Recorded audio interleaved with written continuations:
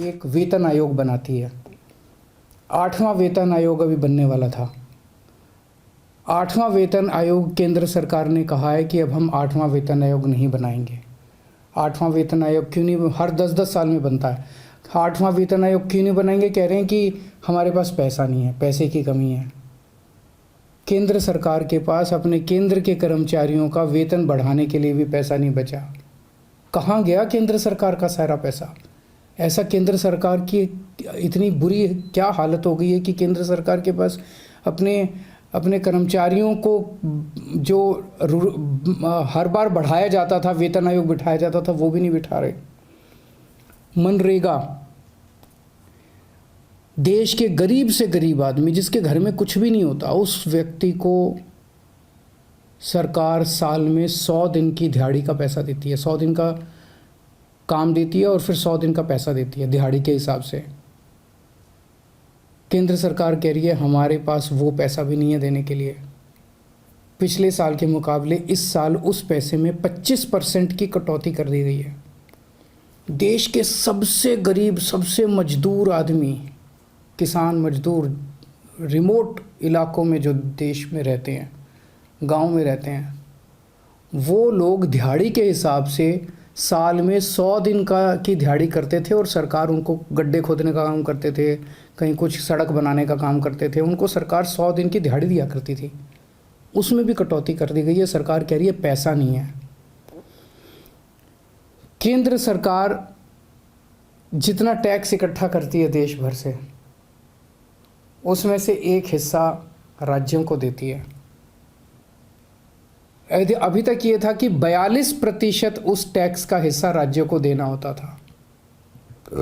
पिछले कुछ वर्षों में ये भी घटा के 29-30% कर दिया गया है। राज्यों को जो पैसा केंद्र सरकार देती है उसकी भी कमी कर दी गई है। कह रहे हैं पैसा नहीं है।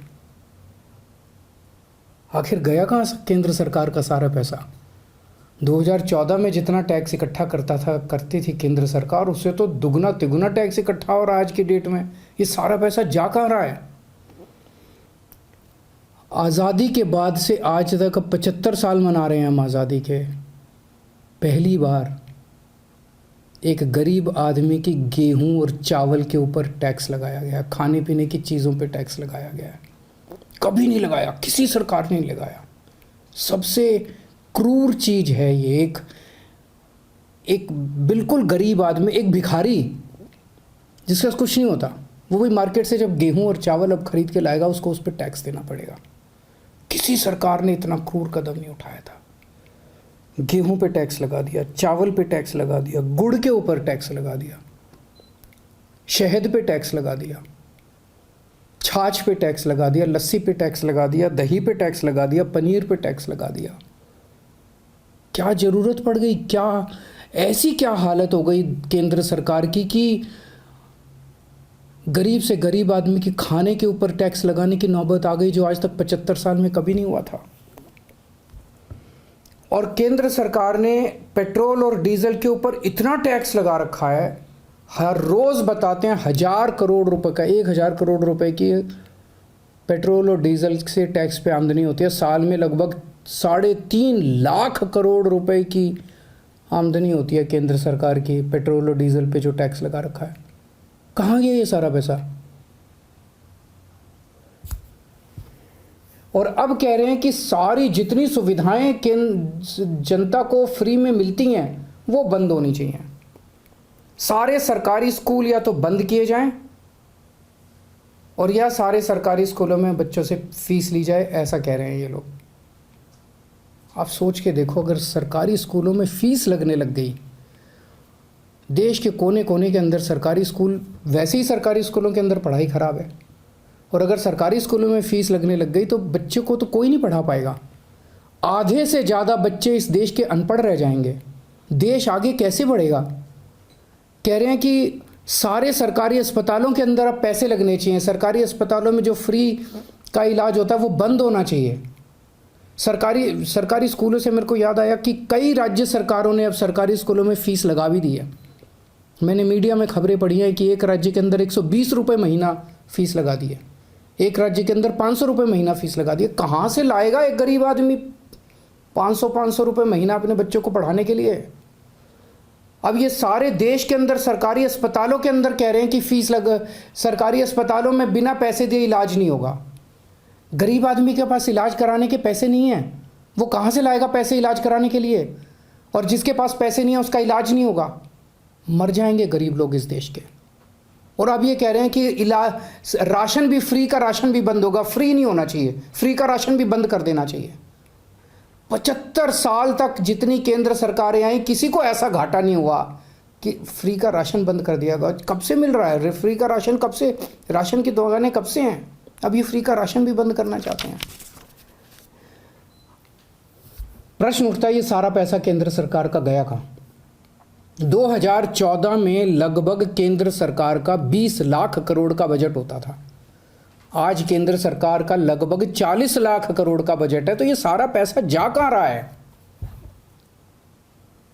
इन्होंने अपने दोस्तों के, इन्होंने बहुत सुपर रिच लोगों के, जो अरबपति लोग हैं, ऐसे ऐसे लोगों के इन्होंने 10 लाख करोड़ रुपए के कर्जे माफ कर दिए। सरकारी पैसे से इन्होंने, इनमें जितने के कर्जे माफ किए, कई इनके दोस्त हैं।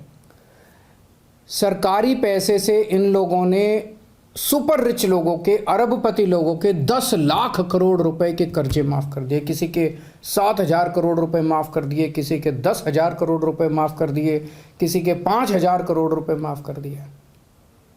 क्यों?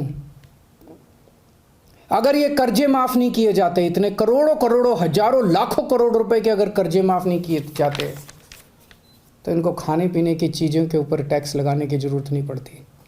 अगर ये लाखों करोड़ों रुपए के कर्जे माफ़ नहीं किए जाते, तो आज इनके पास सेना के जवानों की पेंशन देने के लिए पैसे की कमी नहीं पड़ती। अगर इनको ये लाखों करोड़ रुपए के कर्जे नहीं दिए जाते, तो इस तरह की देश की हालत नहीं होती। एक और चीज़ पता चली है, अरबपति सुपर रिच लोगों के, इन्होंने बड़ी बड़ी कंपनियों के 5 लाख करोड़ रुपए का टैक्स माफ कर दिया। एक तरफ तो कर्जे माफ कर दिए और दूसरी तरफ इनसे जो टैक्स लेना था वो टैक्स माफ कर दिया।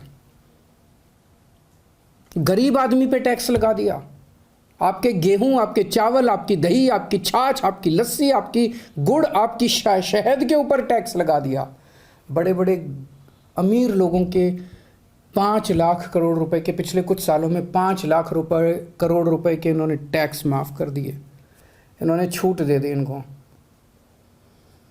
इस देश का आम नागरिक आज ठगा हुआ महसूस कर रहा है। इस देश का आम नागरिक आज धोखा महसूस कर रहा है। ऐसे देश आत्मनिर्भर कैसे बनेगा? ऐसे तो अपने देश के युवाओं का और बच्चों का भविष्य अंधकार में है। अगर ये देश कुछ चंद लोगों के लिए चलेगा, अगर सारा सरकारी पैसा कुछ चंद लोगों पे उड़ाया जाएगा, तो देश आगे कैसे बढ़ेगा? नमस्कार।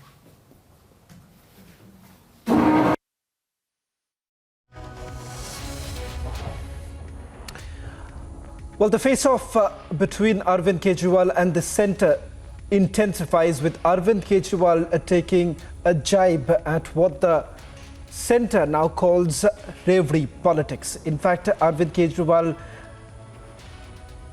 hitting out at the centre, saying that no other government has been in debt the way this government has been, and that is the reason why measures like imposing fees in government schools, or for that matter free ration is concerned, all of that decision is essentially being taken by the centre, that should be stopped. Remember, over the last few days we have seen the jibe that has been taken at Arvind Kejriwal for what has largely been called as the freebie politics.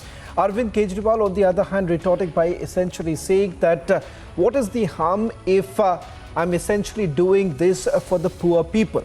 Imagine a situation where government schools, which are supposed to be run for free, is now charging. What really happens to the children of poor kids? What exactly happens to them?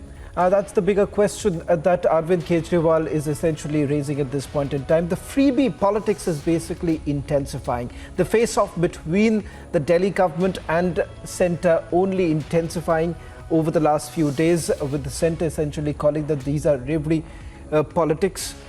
raising questions about the quality of services that have been provided by the Delhi government. If you simply go by what the Delhi BJP essentially has to say, they are saying that when the quality of water has deteriorated, when the quality of all other services has essentially deteriorated, then how exactly can the government continue with this kind of freebie politics? That's the argument that has been put forth by the Delhi BJP. We'll try also get in some more reactions as the politics between the centre and Delhi government only intensifying at this point in time, with Arvind Kejriwal once again hitting out, saying that what has happened, that the government is run into debt. And why is it so? Because he claims that no other government in the past has been in such a situation like this government has been, and that is the reason why decisions are being taken. I'm being told we're getting in some more reactions right now. Union Minister Aparajita Sarangi is joining us on the broadcast. Ms. Sarangi, thank you very much for speaking to Republic TV. This entire freebie politics essentially intensifying, but Ms. Sarangi, a direct attack by Chief Minister of Delhi, Arvind Kejriwal, that what really happens to the children of the poor? Are they supposed to now pay for going to schools? Are they supposed to really pay for what was supposed to be largely known all this while as free ration? I can only say that to every positive action of Prime Minister Modi, there is an equal and opposite negative reaction from all political parties, including that of Arvind Kejriwal ji. With all my respect towards Arvind Kejriwal ji, I must say that he does not understand the difference between freebies and welfare measures.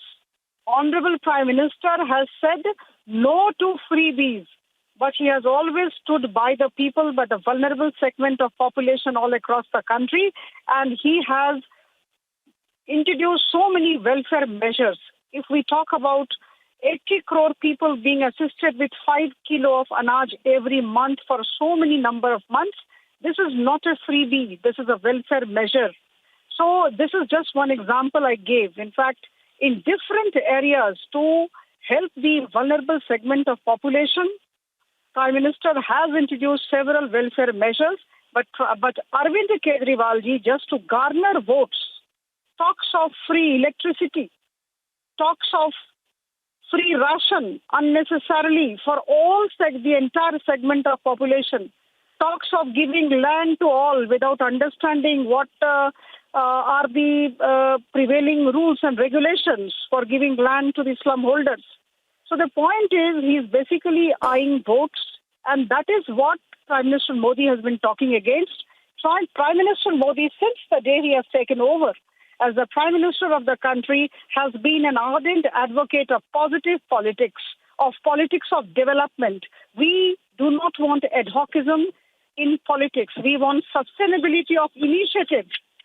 And, freebies basically are synonyms of ad hocism, the highest form of ad hocism. So I think we need to talk about infrastructure. We need to talk about long-term measures that would actually go for, help us building a very strong and self-reliant India.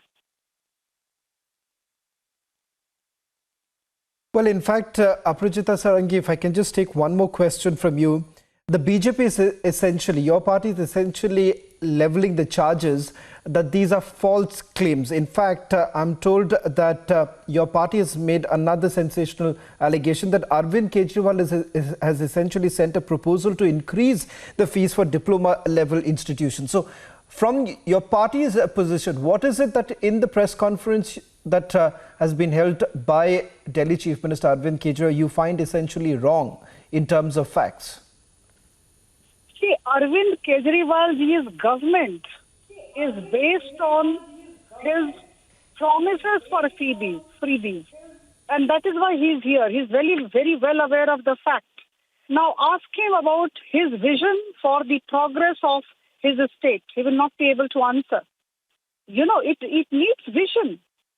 It needs some kind of long-term measures. And where are the long-term measures? Where is the vision? Our Prime Minister is talking of Amrit Kal. He is not talking of the period from 2019 to 2024. He's talking of 25 years hence. He's talking of 25 years beyond the 75 years for achieving independence. So see the visionary Prime Minister that we have.